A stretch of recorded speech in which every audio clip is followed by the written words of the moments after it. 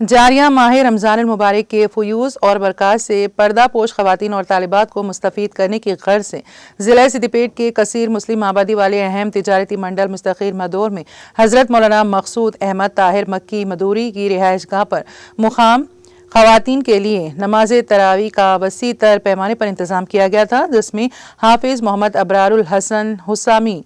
2 رمضان سے نماز تراویح میں 3 پارے تلاوت کی۔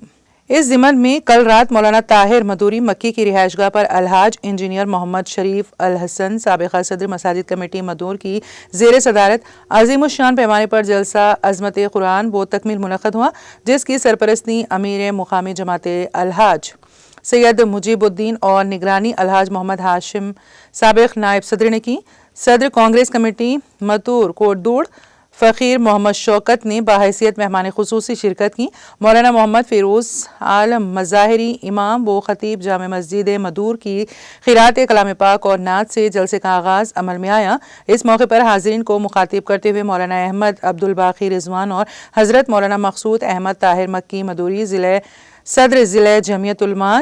ضلع رنگا ریڈی نے فرمایا کہ روزہ تقوی کا حصول کا عظیم ذریعہ ہے۔ تقوی خوف خدا ہے، جس سے بندہ ہر برائی سے بچ کر زندگی گزارتا ہے۔ ماہ رمضان المبارک میں عبادتوں کی قیمت بڑھا دی جاتی ہیں، سنت کو فرائض کا اور فرائض کا 70 گنا اجر بڑھ جاتا ہے۔ ماہ رمضان المبارک کو قرآن پاک کے نزول سے خاص تعلق ہیں، جس کے بنا پر کثرت سے تلاوت کلام پاک کی ہدایت دی گئی ہیں۔ مولانا احمد عبدالباقی رضوان نے اپنے خطاب میں مسلمانوں کو اپنے اہل و عیال کے لیے وقت صرف کرنے اور مشغولیات سے ارکان خاندان کے لیے بھی وقت فارغ کرنے کی سختی کے ساتھ تاکید کی۔ حضرت مولانا مقصود احمد طاہر مزدوری مکی کی رخت انگیز دعا اور اظہار تشکر پر جلسے کا اختتام عمل میں آیا۔ کوئی لڑائی جھگڑا ہو رہا ہے، آدمی اپنے گھر کے اندر اگر چلا جائے تو امن و امان میں رہے گا، لیکن یہود و نصارہ نے یہ کوشش کی ہے کہ مسلمان بھلے اندر ہی ہیں باہر رہیں گے تو بھی مبتلا ان کو گناہوں سے کرنا ہے، گناہوں میں مبتلا کرنا ہے،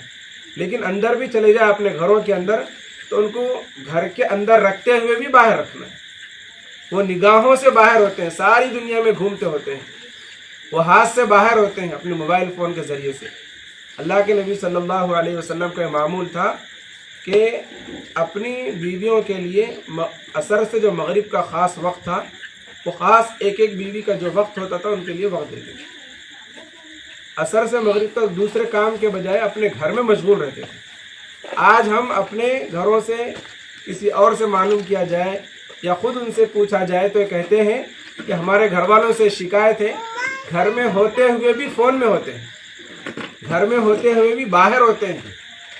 گھر میں اپنی ضرورت کے لیے آ کر کے باہر چلے جاتے ہیں، باہر دوستوں میں دل لگی کرتے ہیں، باہر چائے پی کے آتے ہیں، باہر پان کھا کے آتے ہیں، لیکن ان سے پوچھا جائے کہ تم نے اپنی بیوی کے ساتھ کتنا وقت گزارا، بچوں کے ساتھ کتنا وقت گزارا،